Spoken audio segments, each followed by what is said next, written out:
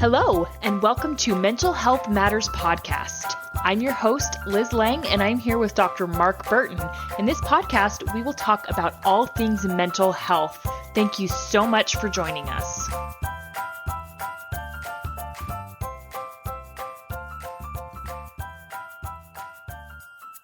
Hey guys, Liz Lang here with Dr. Mark Burton.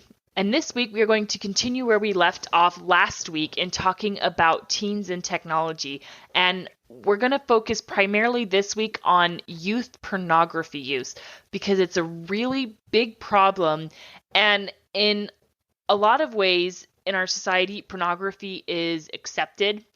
And Mark and I have talked about this before. Our morality when it comes to pornography has no play in it. With adults, they have absolute agency, and if they choose to, by all means, that's your choice.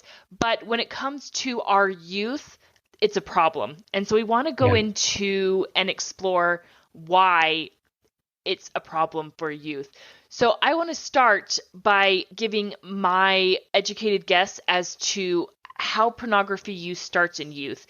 And I'm going to guess that a big reason for it stems out of curiosity. Right. I think you're right. But I just want to say something about how you started, that I agree with you that when we're talking about this tonight, it's not about morality, because there are plenty of reasons psychologically and physiologically that this is a problem for adolescents. And so, as I was preparing for tonight and talking about it, I am really glad we're talking about this. I think it's really important. And I agree with you on the morality question. So I hope our listeners understand we're not making a moral judgment. I suppose in some ways we are for adolescents, because it's much more, I'll say, dangerous. It's much more dangerous for them than for adults. And we can talk about the reasons why that is. But I think you're right that it is about curiosity. I was looking at some statistics. I'll mention a couple of a book, which I've mentioned before. It's called Man Disconnected. Okay. The author is Philip Zimbardo. And so these statistics that I'm going to go over right now come from that book, but I'm sure they're easily accessible. They did a study or a survey, so it wouldn't be a study, but a survey of adolescents and asking them about their attitudes around porn use. And 77% of males and 83% of females believe it's too easy for young people to accidentally, so this is their word, accidentally see porn online, which I think is true. And I think I think I've developed this distrust for the internet because I think it's done on purpose. I think that because if you put in the search term, and I don't even know what search term they might be putting in, but I really believe that there are some people out there who are going to hook into even what might be a seemingly innocent search term. And somehow, you get some explicit image. I mean, that's how distrustful I am. When they say accidental use, I believe that a lot of it is that they're searching around and it pops up. And then they go down the rabbit hole. Yes. Then your curiosity kicks in. And so when it comes to, people hooking into that, I would imagine that it stems from the fact that sex sells. And we know that. I mean, you think of media today and how much sex is portrayed, and that's what's most popular. As human beings, we're innately sexual beings, and we like sex. And so it sells. And I think people who market and who are on these platforms, they know that and they recognize it. And I don't think they're tailoring their search results to teenagers. In fact, we know they're not. They're tailoring it to everyone. And they know sex sells. And so, it doesn't surprise me at all that these things get slipped in seemingly innocuous. But it's not surprising at all. And so I think you're right about curiosity. And one kid in a school, in a junior high or high school, sees something and he passes it along to his buddy. And so it just spreads like that. And so I think that's part of it. But I think at the heart of it, it's probably curiosity. But then after that, and what you said a minute ago is certainly true, that sex sells and we are innately sexual beings. But if you think about adolescents, those hormones are just, Yep. flooding their bodies. Oh, yeah. And, we've talked many times about the incomplete formation of the frontal lobe and the brain. And so they aren't going to make very good decisions. I mean, we know that about adolescents. And so, you give them this thing and it's like, wow, I'm gonna really explore this. But then, I don't know if you want to go into the dopamine connection right now, because a lot of it is the rush they get from dopamine, that feel-good hormone. Yeah, and that's something we'll definitely get into. So I want to talk a little bit more first about curiosity and Uh-huh. maybe a preventative measure. So I'm going to say something that maybe it's controversial, but well, it shouldn't be. It's so important to educate kids about human anatomy in general. And I agree. and the controversial thing that I want to say is penis and vagina are not bad words. We just need That's to get right. that out there. Right. They are not bad words, and it's so important to teach kids the difference between privacy and secrecy, Yes. No, absolutely. You're right. because bodies are not secret, they are They are private. private. Right. Yes, they are Yeah. private. And that's such an important distinction because it helps kids to understand not only one, that I need to protect my privacy. My privacy matters and is important. I shouldn't be showing my body to people. But it also helps them to understand, well, it's not a secret, so there's nothing I need to find. Because if someone says, I have a secret, the first thing you want to know is, what's your secret? So don't make bodies a secret. Right. And also, as we've talked about in past episodes, when you have that secret or you close things off, then it can lead to shame. So, that distinction between secret and private is really important, because private Hmm. doesn't involve the shame element. It's just, this Yes. is mine, and I get to choose who I share it with. But going back to the education piece, I do think that's really important, Yes. not just in body parts, but as we get into it, the physiological and the psychological reasons that viewing porn as an adolescent can be dangerous. Yes. And so I do want to say that most parents are going to have a moral view of that. And I think it's our job as parents to convey to our children our morality. That's a good thing that we teach them. Yes. But if what you're saying to your child is, don't do this because it's wrong or because the religion says not to, and that's the only thing you're saying, Hmm. then I think that's not enough, because it's really too easy for the kid to dismiss that. And often, as an adolescent is trying to figure out, where they fall in that spiritual religious realm anyway. Hmm. And so it is important to share your moral values with your Yes. child. Yes. But I do think that in addition to that, you really need to hit the educational piece. This is what it, and to be able to say, this is what it's going to do to your brain. This is what it could potentially do to your relationships when you get older. Those are real effects of Hmm. this that we'll go into in a bit. So I think that's how I view education, as giving the facts to kids. This Yeah. is what it's going to do to you. Yeah, exactly. And also take curiosity out of the equation when it comes to members of the opposite sex, and particularly their body. And there are age appropriate ways that you can educate your children about human anatomy. So Mhm. obviously for their own gender, it's going to come much, much sooner. But I think it's important to educate them about the opposite gender as well, because it takes out that element of curiosity, or at least it helps to. I And agree. there are a lot of natural ways that you can do this. I had a really good example of a natural way that it came up for my 5-year-old daughter. We were at a urologist appointment for her. And in the doctor's office, they had this really big diagram of the kidneys and the bladder, and it showed the urethra, and it showed a diagram of a urethra for a female and a male. And she looked at the boy one and she goes, "Well, what's that?" And it was the perfect opportunity for me just to explain, this is the penis, this is how it works, this is what it does. It was a perfect learning opportunity. And the important part of that is I wasn't embarrassed about it. I was just factual.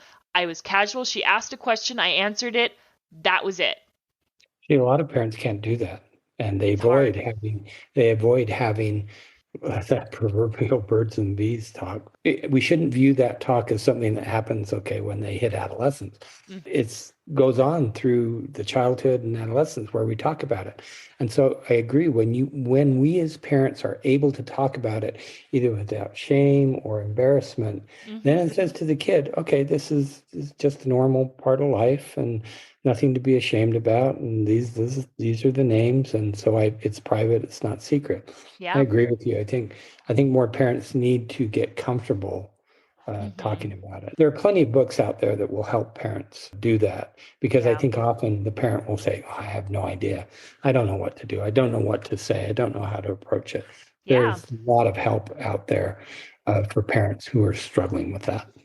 Yeah, exactly. Because it's not always an easy topic. I mean, especially No. if you didn't grow up talking about it. I certainly didn't. In my family, my parents were very, well, at least my mother was very, very conservative about talking about sex and anything surrounding sex. And I think it's just partly religion and part, the way she grew up. But I mean, ultimately, she had my best interest.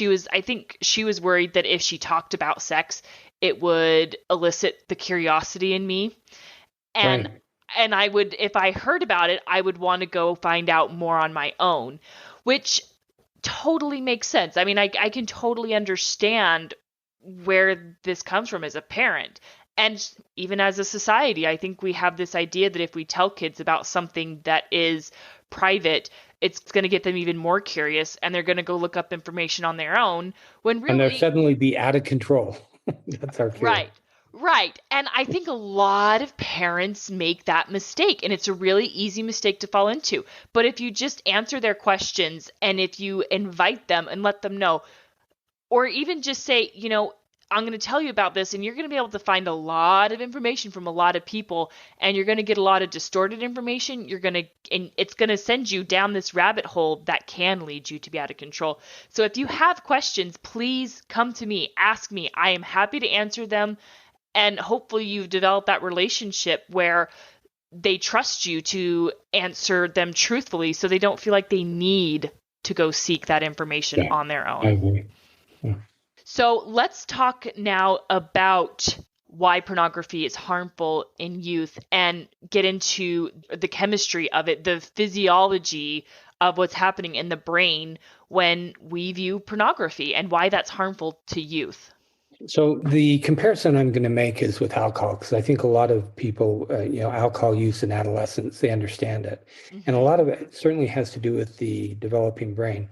So if you take, a group of adolescents, say in high school, a lot of them are going to try drinking. Some will drink occasionally, others a little bit more at parties. But then there's going to be a group that's, the start of alcoholism, and they're going to drink really heavily. Hmm. And that is really bad for their brain Yeah. because it's still developing. I mean, if you take someone who's 30 and drinks the same amount as someone who is, say, 16, it's Mm. much harder on the 16-year-old's brain. And it's just because, well, we've used the term plastic. It's just because the adolescent brain is very plastic. It's still growing, it's still forming those connections. So the same thing happens with pornography. Hmm. And what happens is there's a release of dopamine. And so I called it a hormone. It's a neurotransmitter. So you get this rush of dopamine and it feels really good. And there's also some evidence, when I was researching this a little bit, some evidence that for males, viewing pornography will even increase your testosterone slightly. And that's the first Interesting. time I've ever heard that, but it's clear that it does release the dopamine. Now, the problem with that, like any drug, people liken it to drug use, and it's very, very similar because the Hmm. same the same mechanism is happening. But what happens, what we call dopamine depletion. So Hmm. if you view it, excessively, then what's going to happen is your dopamine slowly depletes, and you have to then view more or more extreme pornography Hmm. in order to get that same rush of dopamine. And so Yeah. that's the addictive cycle. Now, I'm not saying they're addicted, and I use that word very carefully, but I think that the real problem physiologically is the release of dopamine. Hmm. And so that's not going to happen with every adolescent that views porn. It's going to happen with the adolescents that view it, I call it, excessive and in isolation. I think most parents are pretty careful about how they introduce or let their children experience alcohol. Yeah. I mean, when they're adolescents. And there are reasons that I think I think all states have those laws that drinking age is, either 18 or 21, something, when The you're older. United, yeah, and well, in the United States, it's federal law. 21 is So, the federal so there's drinking a age. reason for that. There's a Yes. reason. And the problem is, we regulate how you can buy alcohol, although, adolescents still do, but there's nothing that regulates how they can access pornography except what parents can do in their home. Mm-hmm. And so, I think we'll talk about that in a bit. But so as far as the physiological piece, it's about the dopamine depletion. Now, I'm going to mention, if listeners are interested more in podcasts on dopamine, I think I've mentioned this guy before. His name's Andrew Huberman. He's a neuroscientist out of the Stanford Medical School. He's also an ophthalmologist, but he has quite a few podcasts that deal with dopamine in different ways. And so, Okay. and there is one that he does talk about porn use and dopamine. So there's one specific to what we're talking about, but listeners may have an interest to find out more about dopamine, and I think he's a pretty good source. Mm-hmm. So if we go back to, what are the psychological effects? Because I think these are really important.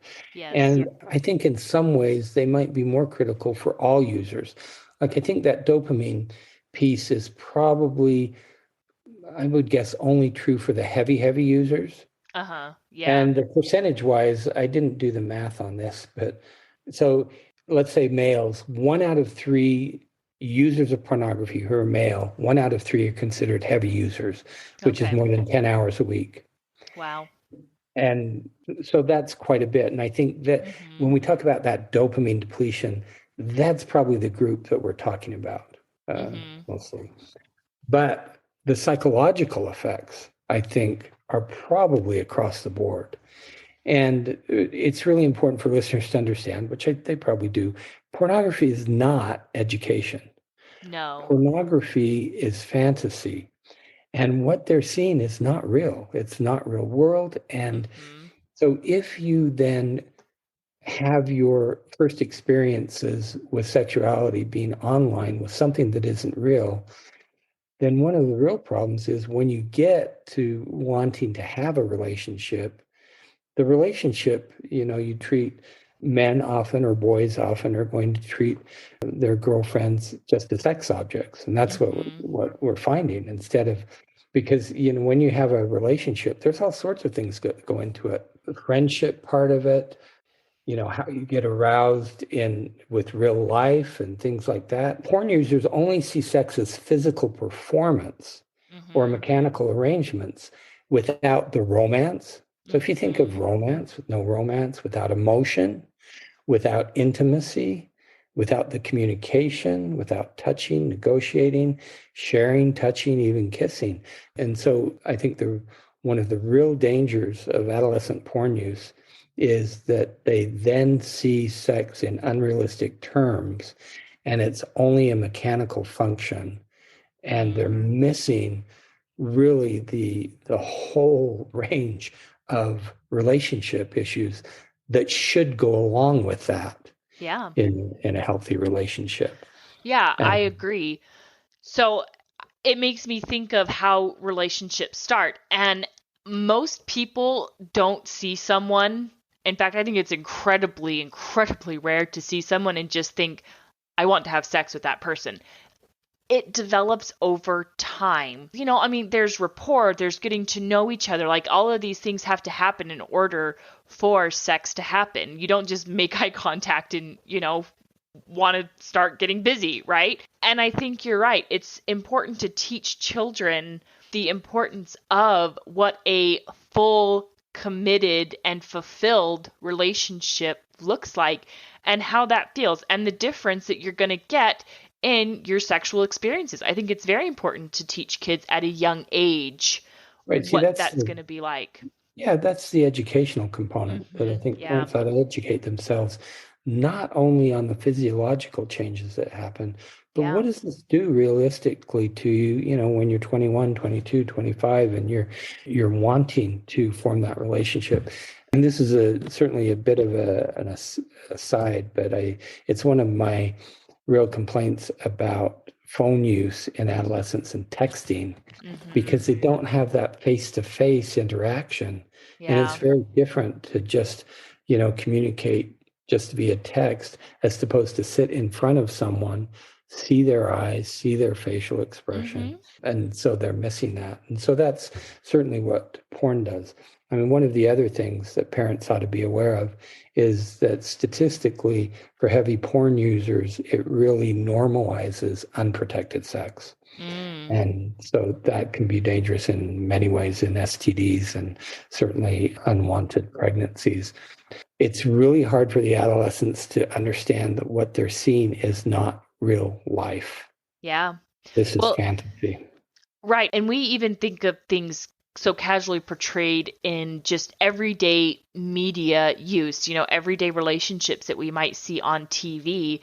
I think even that can create an unrealistic expectation of what sex looks like, which brings into another good segue that I thought of what pornography used to be versus what it is now. It's a good point. Yeah, and I have no idea when this transition started, but it used to be women just dressed in bras and underwear. That used to Right. be considered pornography. Right. And so if you think about it, what this Andrew Huberman, he said, a picture's worth 1,000 words and a Hmm. video is worth 1 billion, Yeah. Yeah. pictures or words. And so, when I was growing up, you only had magazines. We didn't have computers. Yep. I mean, that's, my kids think that's funny but I still remember as an adult getting my first Macintosh. So there wasn't a thing as the internet. And, we didn't have computers. I think what changed it is the internet. Yeah. And because the internet and the fact that you can monetize it. And so Hmm. I think in the end, it's all about money. And so you make it more easily accessible. That's when it started to change. And then I think that when we talked about dopamine depletion, I think the people who are putting out the pornography understand that. And they think, okay, I've got to ramp this up. Yep. I've got to get something new and different and more exciting so I can keep this going on. And so Hmm. I think it did change. You're right. I think it's important to realize in some way there's always been pornography. Yeah. It's just in different forms. And so the problem with computers and the internet, it's just way too graphic and way too easily accessible. Hmm. And you can easily spend 10 hours doing it and not even know. Before we move on to something else, some of the other, I'd call them psychological impacts. Frequent porn use lowers academic performance. We know that. Interesting. Okay. I think that, it can become, I use the comparison of alcohol use. And I think that for some of those adolescents who are viewing porn as an adolescent, it becomes a lifelong problem. It Yeah. becomes something that they struggle with throughout their life. And I actually see some of those men in my office. And I think you can overcome it. It just becomes really, really tough, once you've Hmm. had 30 years of viewing porn. And it Yeah. certainly negatively affects their relationships as adults. Right. That is true. Well, and if you think about it from a psychological standpoint, again, that dopamine release, our brains like it. So when our brains see a Yeah. pornographic image, our automatic response is going to be, I like this. I Yes. like what I'm seeing. Yeah. And if we like something, we're going to keep coming back to it. And I think that's what makes it so hard is anything can trigger a thought of pornography. And, and once you get thinking about it, it's hard to get it out of your head and you're just going to want to keep wanting it. And Yeah. that's one of the dangerous cycles that can happen with pornography addiction. And with youth, it's even harder. I mean, for me, it is so much easier to control my thoughts now as an almost 30-year-old than it was 15 years ago as a 15, 16-year-old. Yeah. And one thing I was looking at my notes, and this comes from the book Man Disconnected. We really don't talk about gaming that much, but there's certainly an addictive factor to gaming, and it's kind of the same thing, that dopamine release. Here's the scary thing, that it's becoming more and more common to combine sexuality Mm, and gaming. And so yeah. you've got both. So what they've done is they've sexualized a lot of the games that they're targeting towards adolescents. I think that's just, a double hit for these kids. You're totally right. I think of these games that I play. Okay, so confession time. I'm an avid match 3 gamer. I don't know what that is. Okay, so it's a puzzle. So it's where Oh, you okay. have to match 3 the same thing, and it makes it disappear, and you have to clear a board. Or, anyways, Okay. it's just this little puzzle games, and I love playing them. But most, if not all of them, come with ads, and I have seen so many ads where it's like, play this game, and there's a storyline component involved with these games.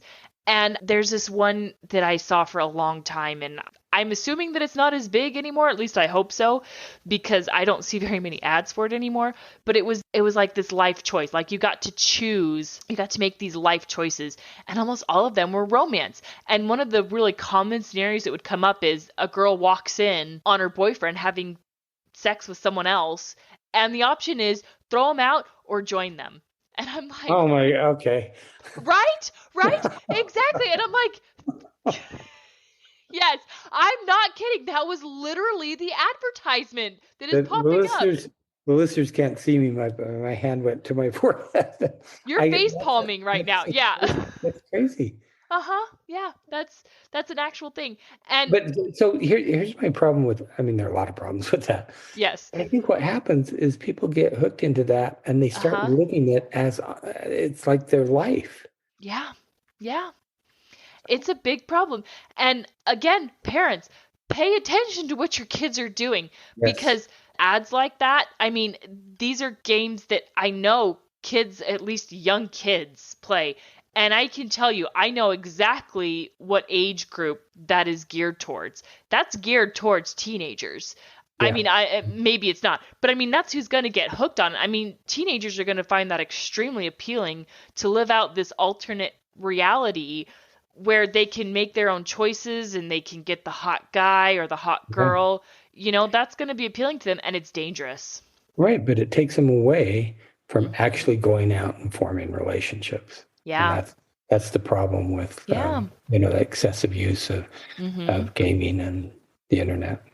And I want to say I love written word, and I think there's a lot of value to be said about written communication. There's been times in my marriage even where I wanted to say something to Curtis, and I wanted to say it right. And I wrote it down. I want it to be a very well thought out thought, and I wanted to make sure I got the words just right. And so I wrote it out to him, and it was a really great way. But we also have a very long established history of healthy oral Right. communication. You've already gone through, the important things of forming the relationship. Yeah. So written communication is really a beautiful thing, but you have to first learn the art of oral communication. It's very Right. important. I agree. But if that's the only way young people are communicating, Yeah. that's a problem.